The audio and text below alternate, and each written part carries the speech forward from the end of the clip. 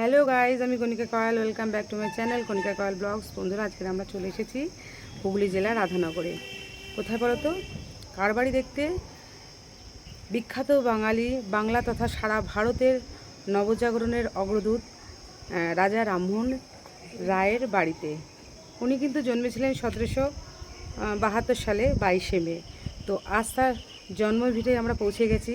তা জন্মভিটে মানে কোথায় তিনি জন্মেছিলেন এবং কোথায় তার বসত ভিটে, সবই তোমাদের সঙ্গে শেয়ার করব। আগে তোমাদের আমি জন্ম ভিটেটা শেয়ার করি। জন্ম ভিটে শেয়ার করার পর কিন্তু 1.5 কিলোমিটার দূরে অবস্থিত তার বসত ভিটে। তো সঙ্গে থাকো, পুরো ভিডিওটা দেখতে থাকো। বন্ধুরা, এখন আমাদের সঙ্গে দেখা হয়ে গেছে রাজা রামমোহন রায়ের বংশধর। তো ওনার সঙ্গে আমরা কথা বলে জেনে নিই রাজা রামমোহন রায়ের জন্মভিটে সম্পর্কে এবং রাজা রামমোহন রায়ের বসতভিটে সম্পর্কে। তো সঙ্গে থাকো, পুরো ভিডিওটা দেখতে থাকো। আমার নাম নিত্যব্রত মুখোপাধ্যায়। আমি রাজা রামমোহন রায়ের দৌহিত্র বংশধর। আমরা যেখানে এখন দাঁড়িয়ে আছি, এই জায়গাটা রামমোহনের বাবা রামকান্ত রায় আদি বাস্তুভিটা। এখানে যে পুরনো বাড়িটি ছিল রামমোহনের বাবার আমলে, সেই বাড়িটি নেই। সেই বাড়িটা হুঁশিয়ার হয়ে যাওয়ার পর 1916 সালে রবীন্দ্রনাথ ঠাকুর সভাপতিত্বে একটি কমিটি হয়। রবীন্দ্রনাথ ঠাকুর নকশা আঁকলেন রামমোহন স্মৃতি মন্দির কীরকম হবে, মন্দির, মসজিদ, গির্জা, তিনটে সমন্বয় তৈরি হবে। কিন্তু এই বাড়িটা পুরো দানের উপরে তৈরি, তাই মন্দির মসজিদই হয়েছে, গির্জাটি হয়নি। গির্জা হওয়ার জন্য এই বাড়িটার এই রামমোহন স্মৃতি মন্দির, এই মেন গেট, এটা সামনে পিছন দিকে একটা গেট আছে, ওখানে একটি প্ল্যাটফর্ম তৈরি হয়েছিল গির্জা তৈরি হওয়ার জন্য, কিন্তু অর্থভাবে হয়ে ওঠেনি। প্ল্যাটফর্মটা তৈরি হয়ে পড়ে আছে, সেটা দেখিয়ে দেবো। আর এই যে কমিটিটা হলো, এই কমিটির সভাপতি অনুসারে হলেন, আর যিনি সম্পাদক হলেন স্যার জেন বাসু, কলকাতা হাইকোর্টের সলিসিটর ছিলেন, কলকাতা বিশ্ববিদ্যালয়ের অধ্যাপক ছিলেন, এবং কলকাতা বিশ্ববিদ্যালয়ের অধ্যাপক নয়, কলকাতা বিশ্ববিদ্যালয়ে যিনি ভাইস চ্যান্সেলর ছিলেন স্যার ভূপেন্দ্রনাথ বসু, তারই ভাইপো যতীন্দ্রনাথ বসু, ইংরেজিতে বলা হয় জেন বাসু, তিনি কমিটির সম্পাদক হলেন। উনি কলকাতা হাইকোর্টের সলিসিটর ছিলেন। আর কবি সত্যনাথ কোষাধ্যক্ষ হলেন। রবীন্দ্রনাথ ঠাকুর নকশা লিখেছিলেন মন্দির, মসজিদ, গির্জা। তা মন্দির মসজিদে হয়েছে, গির্জাটি হয়নি, অর্থাৎ হয়নি। আচ্ছা, এবার এটা হচ্ছে জন্মভিটা, মানে ওখানে এইটা হলো জন্মস্থান। এখানে জন্মেছিলেন। ওখানে একটা আঁতুর ঘর ছিল, হয় রাজবাড়ির আঁতুর ঘর, মূল বাড়ি থেকে তখনকার দিনে দূরে থাকতো, তাই ওখানে আঁতুর ঘর বাড়ি ছিল। বাড়ি নষ্ট হয়ে যাওয়ার পর শ্বেতপাথরের বেদি করে রাখা আছে। আর রেভারেন্ড জেমস লং 1859 সালে এখানে এসেছিলেন। তিনি রামমোহন প্রেমী ছিলেন। রামমোহন কোথায় জন্মেছেন, শুধু কলকাতা থেকে দুর্গম পথ অতিক্রম করে এই দেশে পৌঁছেছিলেন। এখানে এসে তিনি আমাদের রাজবংশেরই বয়স্ক ব্যক্তিদের সঙ্গে নিয়ে এই জায়গাটা চিহ্নিত করে গেছিলেন, সেটা করে লেখা আছে। এটা হলো, আর সকলের সহযোগিতা নিয়ে এটা সংস্কার করে, মাথায় শেড ছিল না, শেডটা তৈরি করা হয়েছে 1985 সালে 22শে মে। কারণ 22শে মে হচ্ছে রামমোহনের জন্মদিন। এর সামনে 22শে মে আসছে, রামমোহনের জন্মদিন হবে, আমরা পালন করবো। আমরা আমাদের সুচিন্তিত মতামত, বক্তব্য রামমোহন সম্পর্কে আলোকপাত করা, মানুষকে তুলে ধরা, সব কিছু আলোচনা আমরা করবো, এগুলো ব্যাপার। আর এইটিকে আমরা অনেক লেখালেখি করার পর পশ্চিমবঙ্গ সরকারকে দিয়ে হেরিটেজ ঘোষণা করিয়েছি। তা হেরিটেজ প্ল্যাম্পেট লাগানো আছে, ওখানে দেখুন প্ল্যাকার্ড 2022 সালে 2022 সালে লাগানো হয়েছে এখানে একটি। আর রামমোহনের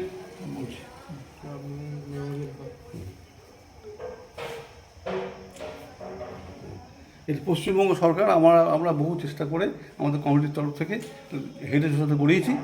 হেরিটেজ কাজ এখন শুরু হয়নি, শুরু হবে।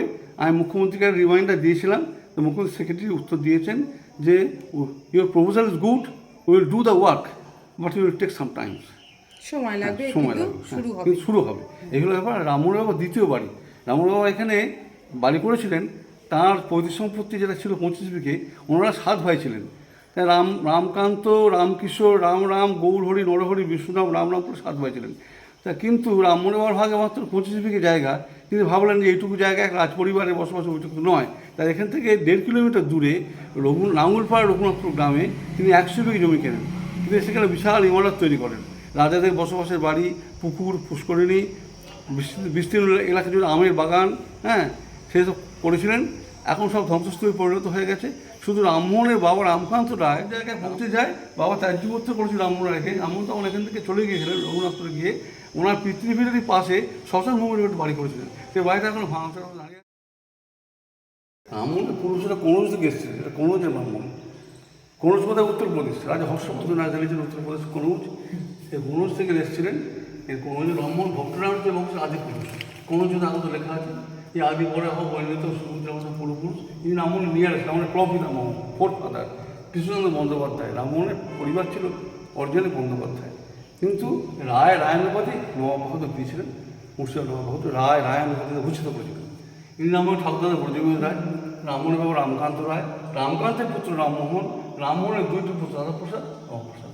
রাধাপ্রসাদ একটি মাত্র মেয়ে চন্দ্রজ্যোতি কন্যা, স্বামীর নাম শ্যামলা চট্টোপাধ্যায়। এরপর তিনটি পুত্র ললিতমোহন, কিশোরীমোহন, নন্দমোহন।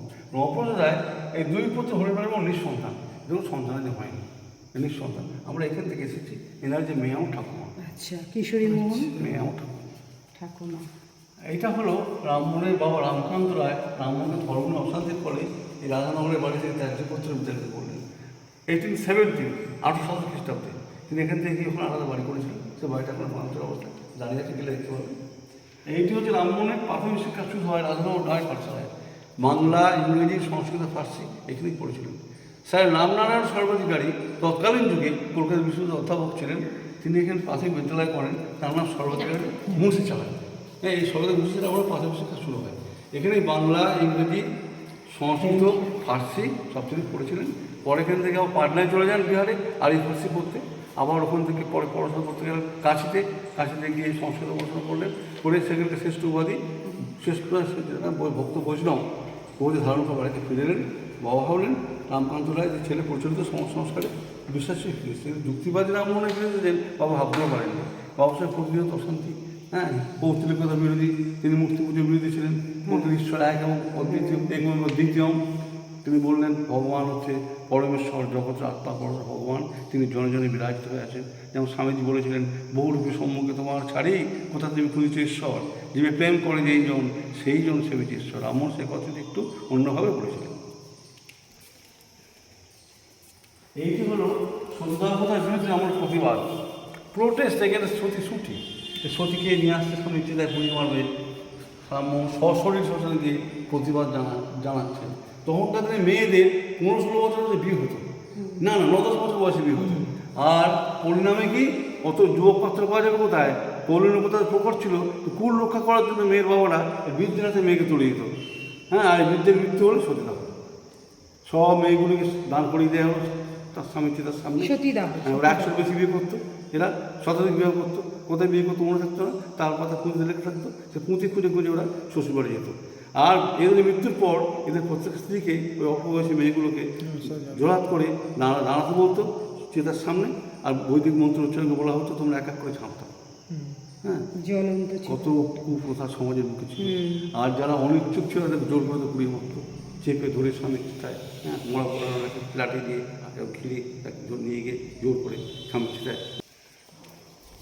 এইটি হচ্ছে অ্যাডভোকেটিং ফর মডার্ন এডুকেশন, আধুনিক শিক্ষার প্রসারে রামমোহনের অবদান। আজকে ভারতবর্ষের বিজ্ঞান চর্চা, বিজ্ঞানের যে উন্নতি, রামমোহনের অবদান। ভারতবর্ষে ইংরেজি রাজত্ব করতে এসেছে, তারা জানছে ব্যবসা করবো, বাণিজ্য করবো, এদেশে শোষণ করবো করে আমরা চলে যাবো। এদেশের মানুষ শিক্ষিত হলো কিনা আমরা দেখার দরকার নেই। রামমোহন বলেন না, ভারতবর্ষে ইংরেজি শিক্ষা শিক্ষিত তুলতে হবে। তিনি ব্রিটিশ গভর্নর রামাস্তে চিঠি লিখলেন, বললেন যে ভারতবর্ষে বিজ্ঞান চর্চা হতে গেলে ইংরেজি শিক্ষার প্রয়োজন।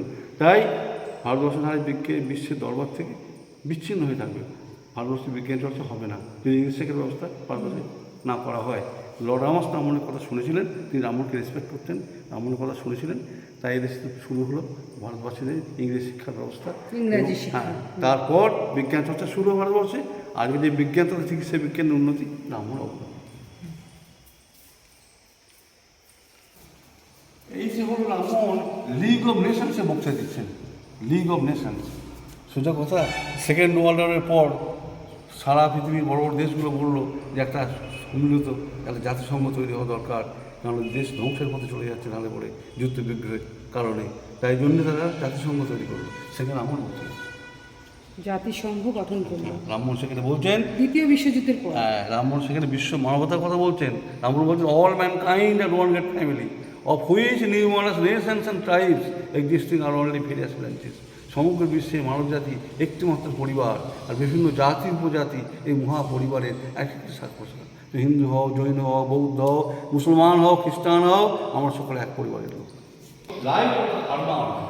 ভারতীয় কৃষকদের বলে ব্রিটিশের অত্যাচারের বিরুদ্ধে রামমোহন ব্রিটিশ পার্লামেন্ট বক্তৃতা দিচ্ছেন। ওই তো নীলকর সাহেব, নীলকুঠি, চাবুখাত জানিয়ে নীলকর সাহেব, ব্রিটিশ সিপাহী অত্যাচার করছে ভারতীয় কৃষকদের উপরে, জোর করে নির্যাস করাবে, ওদের মুনাফা ভারতবর্ষে খেতে পারবে না। রাম মোহন রায় বলিষ্ঠ বক্তব্য রাখলেন ব্রিটিশ পার্লামেন্টে। আমরা বক্তব্য শুনে ব্রিটিশ পার্লামেন্ট কেঁপে উঠলো। তখন লর্ড কমনওয়েলথকে পাঠালো ব্রিটিশ সরকার ব্রিটেন থেকে দেশ শাসন করতে।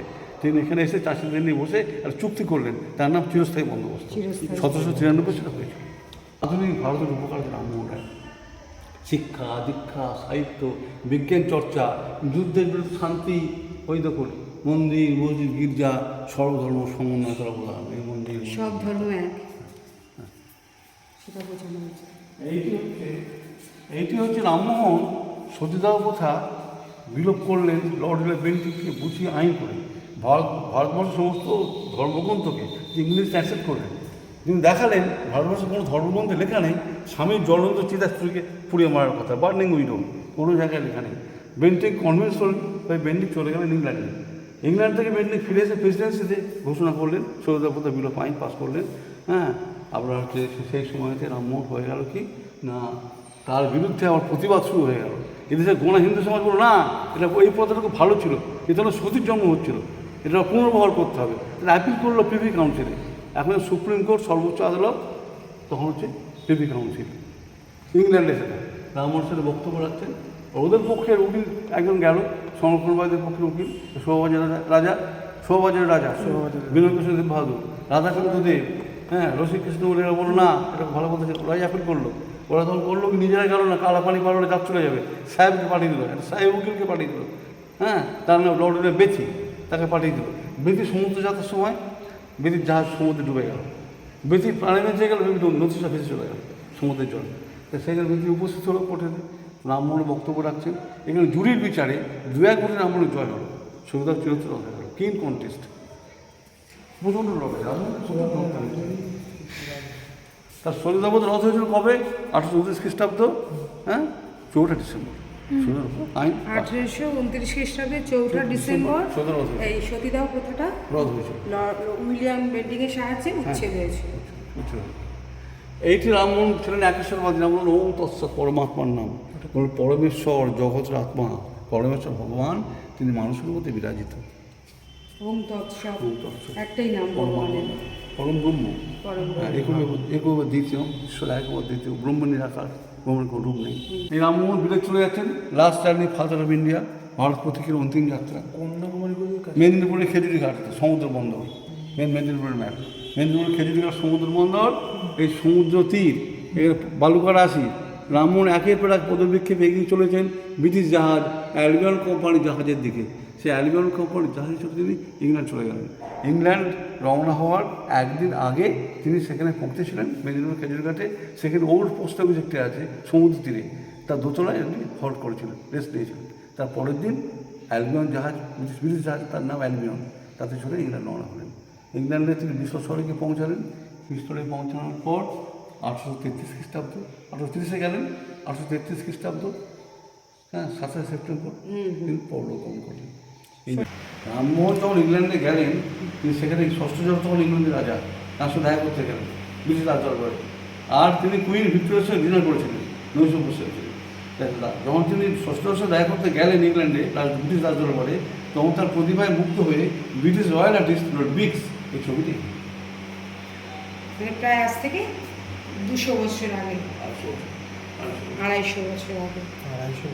রামমোহন স্মৃতি মন্দিরের গেটটা খোলা থাকে সকাল 7টা থেকে রাত্রি 8টা পর্যন্ত। মানে এখানে থাকার ব্যবস্থা নেই? আছে, প্রাইভেট একটা লজ আছে। প্রাইভেট একটা লজ আগে থেকে বলে রাখলে, একদিন আগে বলে রাখলে ফোন করে আমাকে, আমি বলে দেবো। প্রাইভেট লজ ভালো, সব ব্যবস্থা আছে, থাকার টাকা খাওয়ার টাকা সব ব্যবস্থা। এই যে এই হচ্ছে সমাধি মন্দির।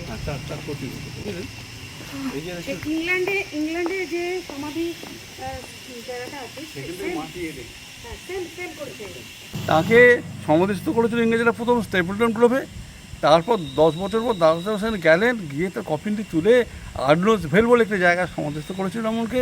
করেই যে রামমোহনের হিন্দু মন্দিরের আকারে চূড়াবিষ্ঠিত মন্দিরটি সমাধি মন্দির তৈরি করে দিয়ে এসেছিলেন, তারই প্রতিরূপ এইটা। সেখান থেকে আর্নল্ডস ভেল থেকে মাটি এনে আমরা এটাকে এখানে প্রতিস্থাপন করেছি, করে এই যে রামমোহনের সমাধি মন্দির ইংল্যান্ডে যেমনটি আছে এক্স্যাক্ট সেরকমই আমরা তৈরি করেছি, করে মানুষের কাছে তুলে ধরেছি। কেননা সবাই তো ইংল্যান্ডে গিয়ে দেখে আসতে পারবে না রামমোহন সমাধি মন্দির, এটা আমরা করলাম, মানুষ এটা সব দেখ। রামমোহন তথা আরও বিভিন্ন গ্রন্থকারের লেখা খুব দুষ্প্রাপ্য বইপত্র এই রামমোহন লাইব্রেরিতে আছে। এটি 2001 সালে হয়েছে, এটি করেছেন রামমোহন লাইব্রেরি ফাউন্ডেশন, এটা দেখাশোনা করেছে। এই হলো রাজা রামমোহন রায়ের নামে লাইব্রেরি। তো এখান থেকে আমরা এখন বেরিয়ে যাচ্ছি। এটা কিন্তু জন্মভিটে, এতক্ষণ তোমাদের সঙ্গে শেয়ার করলাম।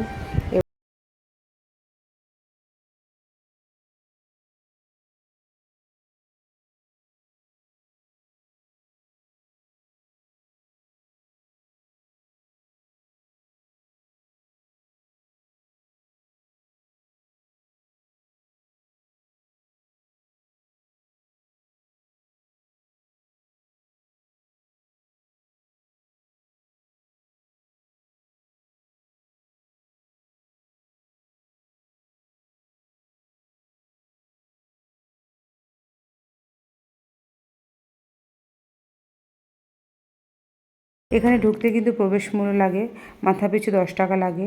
আর এখানে পিকনিক স্পট আছে, যারা পিকনিক করবে তাদের 150 টাকা চার্জ দিতে হবে। মোটর সাইকেল রাখলে 10 টাকা, আর এমনি সাইকেল রাখলে 5 টাকা চার্জ লাগে। তো আমরা 10 টাকা টিকিট কেটে সবাই মিলে ঢুকে পড়লাম রাজা রামমোহন রায়ের বসতভিটে দেখতে।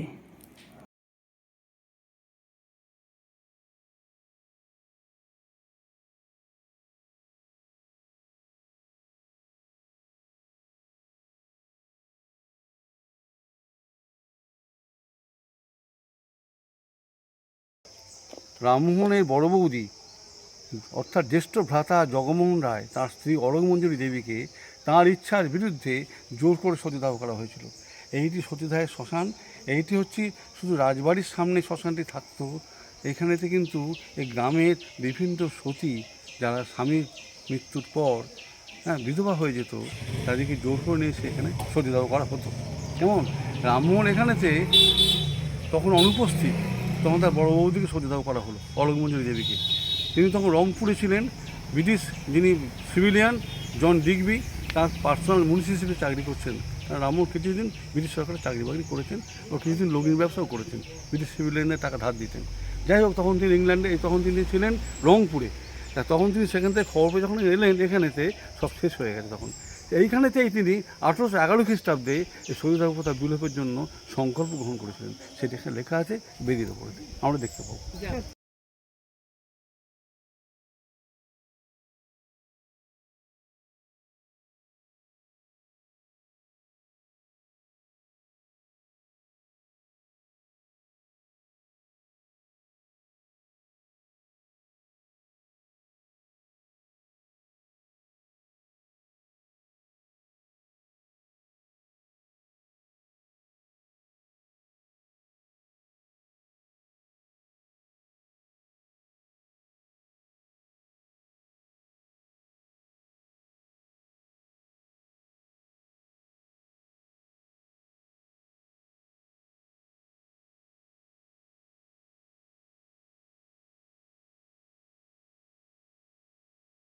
এখন কিন্তু এই আম গাছটা উনি নিজের হাতে বসিয়েছিলেন, মানে প্রায় আজ থেকে 250 বছর আগের কিন্তু এই আম গাছ।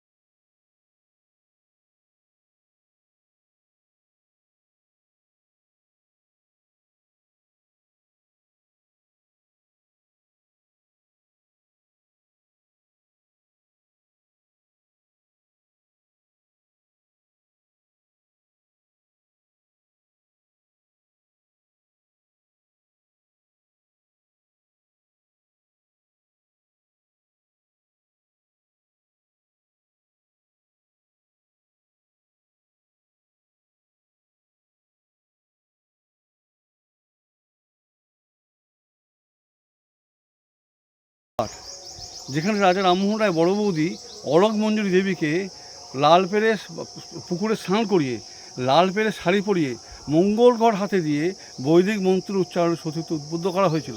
তিনি সতী হতে চাননি, হাত থেকে মঙ্গলঘরটি ঘাটের প্ল্যাটফর্মে পড়ে গিয়ে চুরমার হয়ে যায়। তারপর তাকে তখনকার দিনে সে প্রথাগত যে পৈশাচিক নিয়ম ছিল, তাকে জোর করে এলোচুলে নিয়ে গিয়ে স্বামীর চিতায় উপর করে পুড়িয়ে মারা হয়। স্বামী জ্বলন্ত চিতায় তাকে পুড়িয়ে মারা হয়েছিল।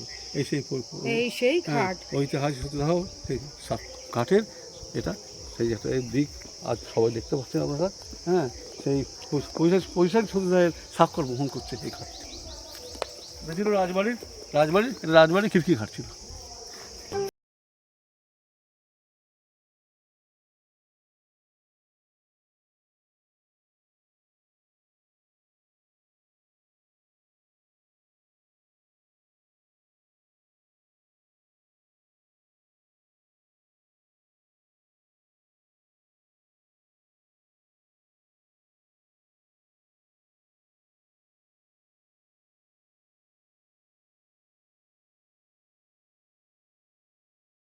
তোমাদের সঙ্গে আমি পুরো রাজা রামমোহন রায়টা দেখালাম জন্মভিটে, তারপর 1.5 কিলোমিটার দূরে আমরা চলে এলাম বসত ভিটেতে।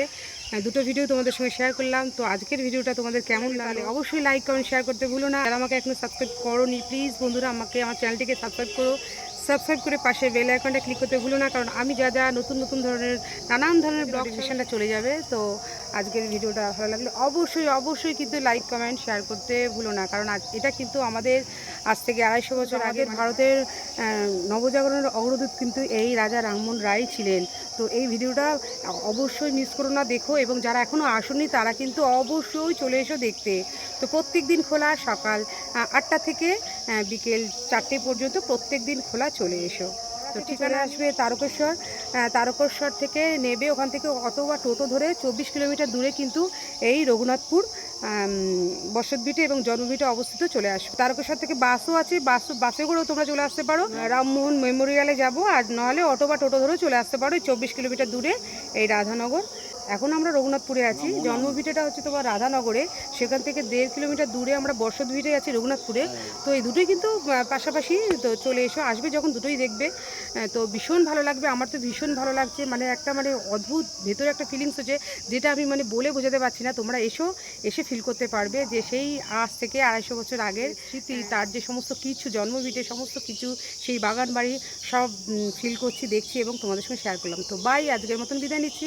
অন্যদিন আসবো অন্য কোনো ব্লগের সাথে। সবাই সুস্থ থাকো, ভালো থাকো, আনন্দে কাটাও, আর আমার ভিডিওসগুলো দেখতে থাকো। টাটা।